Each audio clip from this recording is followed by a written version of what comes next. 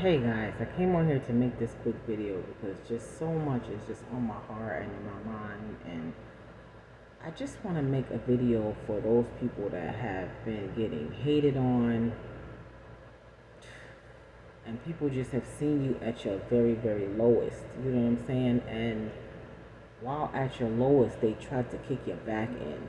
You know what I'm saying? That is really interesting because what goes up must come down, and what goes down must go up. You know what I'm saying? So this is just to encourage you to keep going.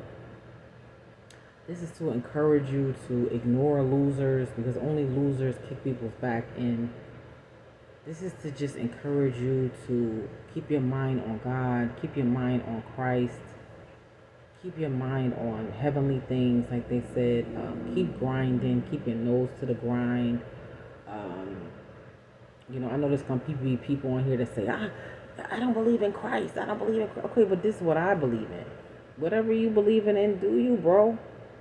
One thing God gave us was free will. I really don't care. But don't miss the message. I really could care less. But you know what I'm saying? But it's still to encourage. I heard a guy yesterday. Well, I was talking to a guy yesterday, and I don't know why.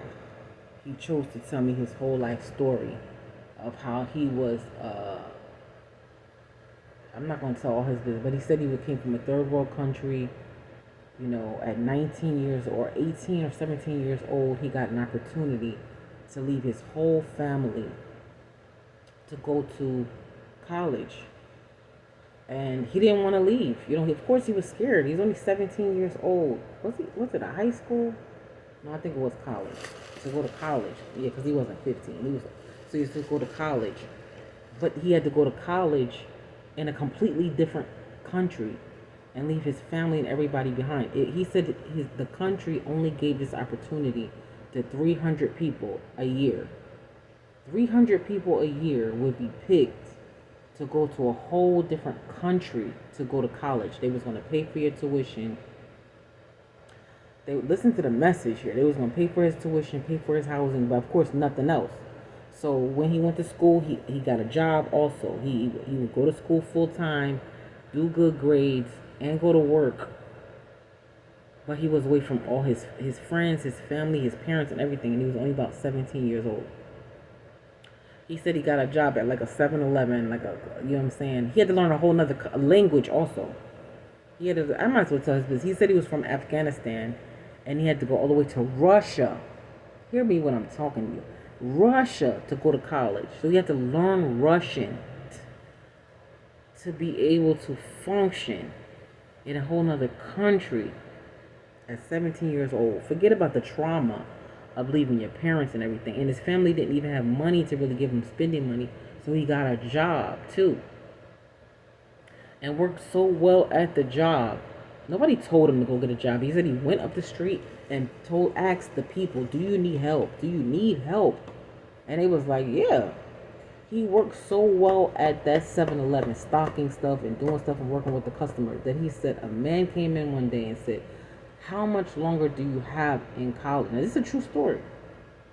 How much longer do you have in college? And he said, I have another year and a half, like 2 years. And the guy told him, you work so well. See, you don't never know who's watching you. Then when you're done in college, come see me. I got a job for you. He said when he was almost done, the guy came back. But he probably seen the guy, here and there. And said, you're done now. Go get your stuff and come with me. Now, mind you, he still was down bad. You know what I'm saying? Not like he had money just because he graduated college. That's what a lot of people don't know. You struggle in college, and just because you're done and we walked across the stage don't mean that you just, boom, came out of college and now you got money. Like, no. It's such a misconception when you are doing, that's a whole nother message. But anyway. So he was done in college. And the guy came back and said, okay, come with me. He said he packed up his stuff. Now, mind you, he still don't even know this guy from a can of paint. But he packed up his stuff by faith. Packed up his stuff. Went to this guy. He said he went to the guy's house and lived with the guy for a week. And then after the week, the guy got him his own apartment across from where he wanted him to work, and he said, "Okay, I'm paying for your apartment. I just need you to basically run my company." And he was running this guy's company. He said, "I picked you because I know I can trust you." So he had been watching him and watching his work ethic for 2 years, and he picked him to you don't know. Anyway, my mom always used to tell me that you don't know who's watching you. You don't know. She told me that since I was a young child, and I used to hate that because I used to be like, I gotta stay in line because some random people might be watching me. But come to find out, now that I'm older, yes, it is true. People are watching you, and they're watching every step that you take. Believe me, good and bad, and they're gonna follow you, good and bad. But anyway, so he was running this guy's company, and the guy eventually said, "I want you to marry my daughter. I want you to marry my daughter." Now that's when he went too far because he said he was like, "Listen, you know what I mean? Like I've been away from my family, I've been away from everybody." And he asked his dad, and his dad was like, "No, I have somebody I want you to marry." Anyway, if you want to hear part two of the story because it goes on and on and on, comment down below.